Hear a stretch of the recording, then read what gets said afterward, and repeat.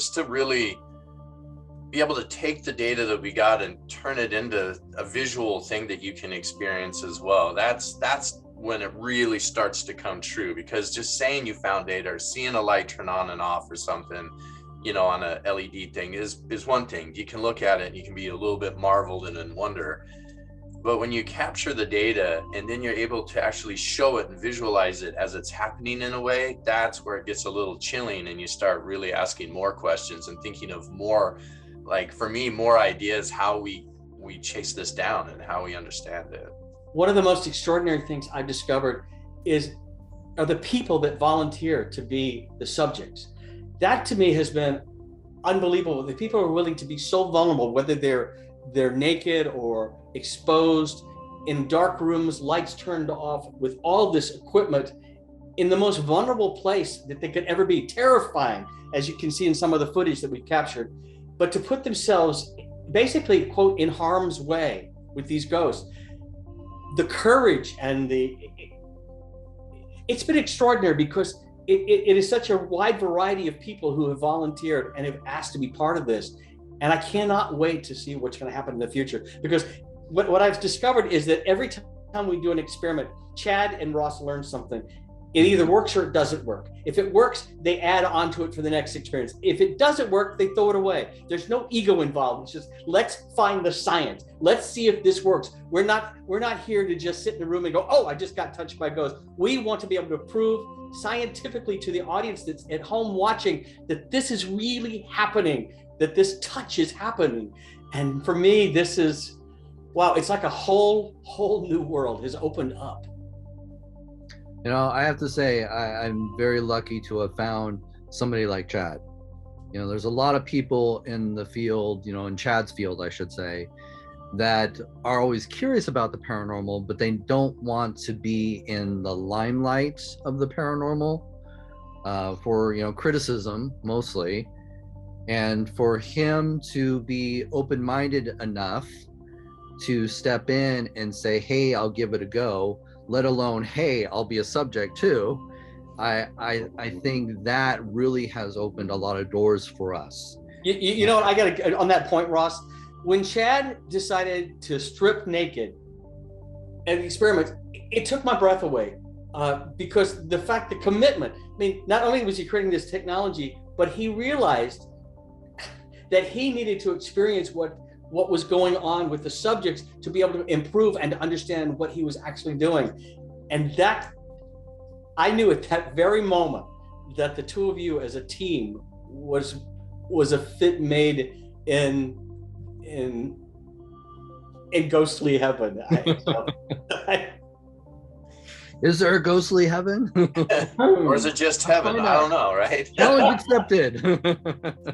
Yeah, you know, in order to really understand things, that's kind of the thing, you know, for me in science, is to understand what it is I think I'm looking for. I can always assume what it is I think I'm looking for when I go into a project. But if there's something where you can actually experience it, see it, you know, anything that can help you understand something, that's when you can kind of start to really put together, like, what is it do I need to do to actually find an answer to this? Or what do I think I need to do, right? Yep. Nothing's absolute in science. And so jumping in and doing experiments was really the only way I, for myself, could understand what exactly it is I'm looking for. You know, if I have every experience that I'm able to have, because sometimes you don't always have experiences when you go out and do these things, every experience that, you know, I think I can have, or that I know about, or I can contribute to something that I don't think was in the space, is another way that I can kind of understand how to apply the scientific method to finding it. Well, one of the greatest journeys for me was watching that moment, watching you come on board with Ross as a skeptic, and just being a scientist and saying, with no right or wrong to it, no judgment, and saying, well, let's see. And watching you evolve as you've experienced things, and you've experienced touch, you've experienced scratches and blood, and you've had these, and watch the transformation emotionally and scientifically has been an extraordinary journey. And I truly cannot wait to see what the future holds with what you're going to create, what the two of you guys are going to discover, and what we're going to be able to show the world. And I think it's going to take the direction of ghost hunting into a real right angle. It's going to turn this way. And I think that's the most exciting thing. I mean, this is 5 years of Ross's work, before any of us came on board. And then suddenly we come on board and it's exploding. And it again, I'm sounding like a broken record, but it is so exciting to watch. And because I'm just a spectator. I am, I'm not a participant. And you don't want to get naked? You don't want me naked. Okay, maybe 40 years ago, but when one of the things touching on the going through the emotional part of all this is, this research that we're doing isn't easy. It hasn't been some of the earlier parts of what we do in the documentary. It's me learning, it's me trying to get used to it. But then later on, when we get into the heavier side of applying the scientific method at Brushy Mountain, there was a lot of really unexplained weird stuff that happened. Everybody was expressing, experiencing some things. And I had a couple of experiences that really, really shook me up. And in the moment, you just got to push through it. You got to do the research. You got to get the answers. We had filming and people and stuff happening, and there was so much going on. But I would say after the fact and on our plane ride home, when we hit the ground back in Seattle, I just broke down a little bit. It was not what I was expecting. And the experiences that you see in the documentary were things that I never thought could happen. And so it really shook me a little bit when we got back, and I had to pull Ross to the side and talk to him, be like, this stuff just messed me up a little bit. And it was a good week or two to get back used to it. Like when I laid down that night when we got home, there was just something that moved in my condo, and I was like, what was that? Like everything, I got super sensitive to it all of a sudden. So, when you watch it and you see the stuff that goes on, there is just an emotional drain to doing the research when you're putting yourself into it and trying to figure out what it is and watching other people go through it. I'm really looking forward to doing more of it. I just hope it's not as emotionally draining as the first time.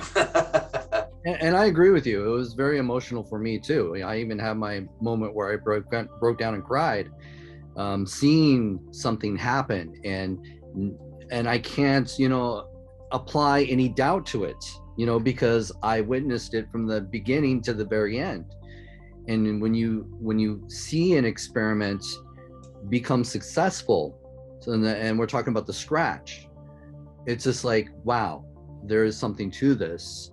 And I think we've just documented it in one of the best ways we could at that point. Obviously we're growing, we're getting better and better on how we, advance in this. But I have to say, it's been an amazing journey with you, Chad, because I hate to say it, you complete me. But you complete me too, Ross. But in all honesty, you helped me reach that vision that I've been fighting for so long. The field really lacked science. It lacked the equipment we needed. And since you came on board and helped me advance the old Spectre system I had and made it so much better, Spectre 2.0, I can't wait for 3.0. But now we've learned that there's a lot of things that regular ghost hunters out there are missing out on. We've learned that some of this phenomena happens so quickly that the equipment that they're using can't even register it. Yeah, I mean, we need to go faster. I know. And that's a huge movement into this field. We are able to track the phenomena now. We can see when it comes into a room, when it leaves the room. That's amazing as well. And I'm excited that there's so much more we could be adding to this field and breaking that mold, because as I've always said, it's become a situation where it's monkey see, monkey do. Everybody's imitating what they see on TV. And those individuals aren't always the best individuals to be guiding. It's the blind leading the blind. And to have this opportunity to get the research out, because that is so important. That's another thing, is we have to publish the research.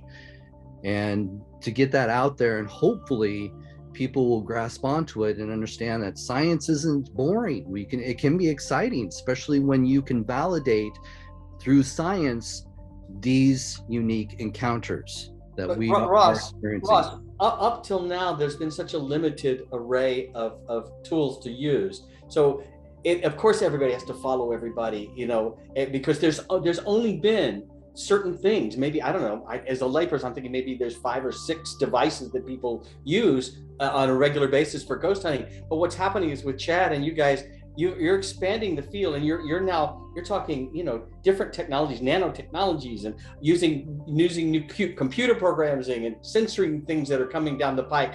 And what's exciting is even things that haven't even been invented yet.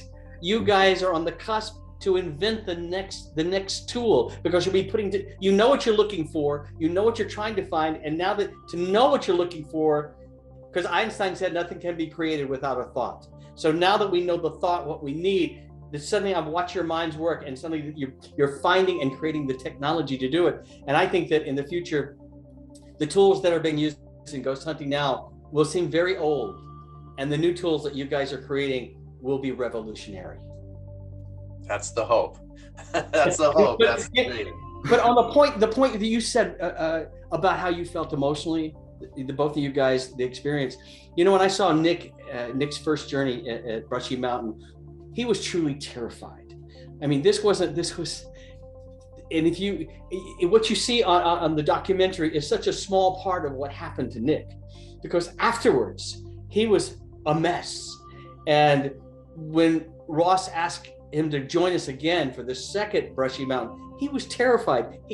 He had to really think about whether he wanted to put himself in harm's way again in that vulnerable situation, naked in a dark cell with, alone. It's the psychological toll that it's taking on people, because this is real. The thing that I've always loved about you, Ross, is that if it doesn't work, we say it doesn't work. If we don't find something, we don't find something. If your equipment doesn't work, we say it doesn't work. We don't pretend it works, because then we get to move on to the next, because hopefully the next evolution of the equipment will get the results that we hopefully are looking for. But hopefully a lot. But we also don't even know what we're looking for sometimes. And because this is a new field, this is brand new territory for all of us. So every day that we do new experiments, we're opening the world of ghost hunting up bigger and bigger and bigger, and discovering things that we never even thought to look for before.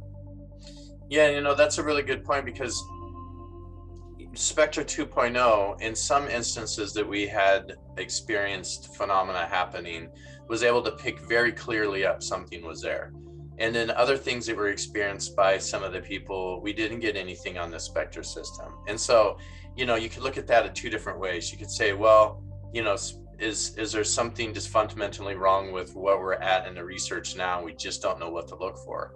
Yeah, I think that's probably the case, because there's so many different variables, it seems like, that we found a couple of them, but there's more of them. And until we can find all of them, we can't make that really whole picture. Right. So being able to find even a couple of them based on Ross's, past work, and being able to say, this is what Spectre should be as we were building a new system. And now seeing that some of these sensors are picking up, but we're not getting everything, has led me to think about, okay, well, how do we sense greater areas, or how do we sense through walls or through things and into other spaces, and the space in between the space? That's where we need to play, is the space between the space. And that's what we're looking for now. But it's really good. I mean, I think the work that was done with sound, we didn't get responses to everything. That was kind of expected by me, but we have an idea of where we're going and what we need to do next. And some of the plans that Ross and I are making for the next set of experiments in the next documentary are stuff that nobody's even got near thinking about yet.